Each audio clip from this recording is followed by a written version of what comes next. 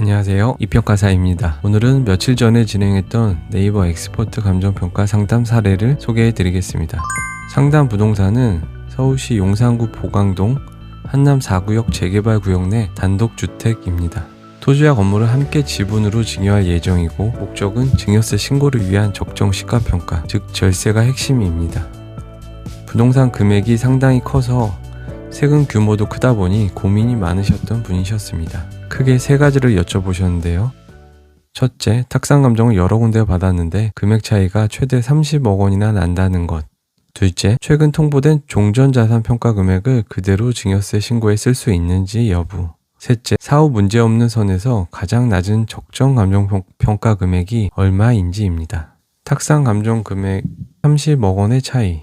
왜 이렇게 다를까? 의뢰인께서 가장 혼란스러워 하셨던 부분입니다. 세무법인을 통해 탁상 감정은 이미 받으셨고, 또 개인적으로 아는 감정평가사님을 통해 별도로 탁상 감정을 받으셨습니다. 그런데 두 금액의 차이가 최저 최고 기준으로 무려 30억 원이나 났습니다.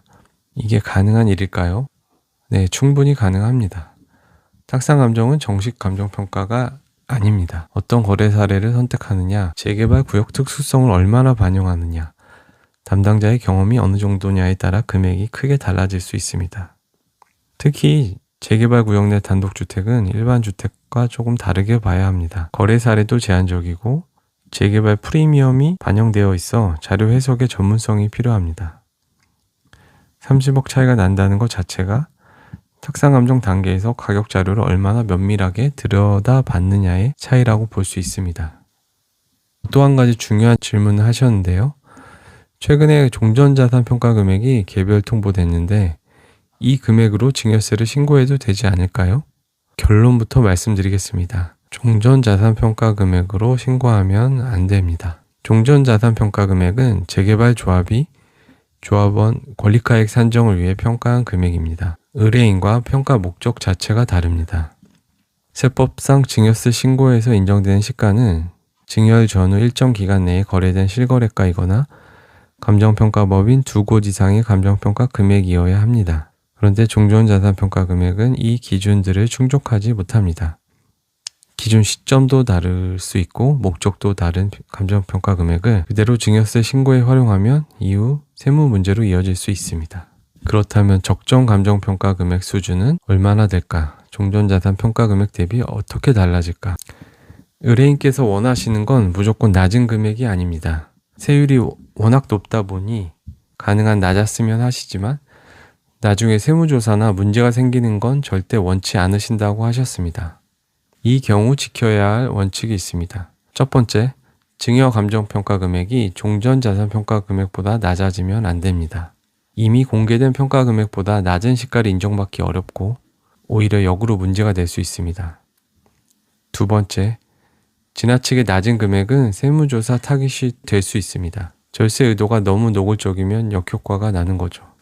이 평가사가 검토한 결과 사후 문제없는 선에서의 최저 예상 감정평가 금액은 아래 수준으로 판단되었습니다. 이는 종전자산 평가 금액 대비 다소 상향된 금액으로 정확한 금액은 정식 감정평가 진행 후 확정됩니다. 마지막으로 평가의 솔루션을 4가지로 정리해 봤습니다.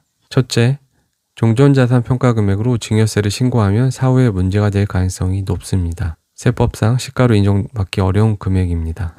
둘째, 사후 문제 없는 선에서의 최저 예상 감정평가 금액 아래 금액 수준이며 정식 감정평가 후 확정됩니다.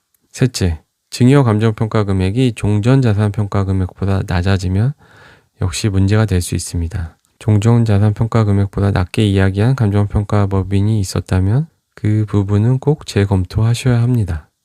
넷째, 가격 자료를 면밀하게 검토한 탁상 감정이라면 정식 감정평가 금액과의 차이는 5% 이내일 가능성이 높습니다.